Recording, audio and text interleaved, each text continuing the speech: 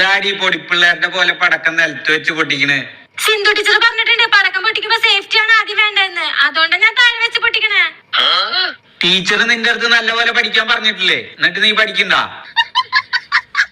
ഇതിങ്ങനെ ഓരോന്ന് പൊട്ടിക്കുമ്പോഴേക്കും ദീപാവലി തീരും. നീ എല്ലാ പടക്കം എടുത്തിട്ട് വാ.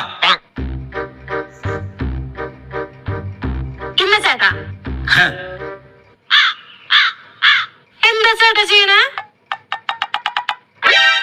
ഇതാടി പടക്കമാല. പടക്കമാലയാ? ഇതൊക്കെ ചെറുപ്പത്തിൽ ഞാൻ കഴുത്തിലിട്ട് പൊട്ടിച്ചിട്ടുണ്ട്. ഇത് പിടിക്ക്.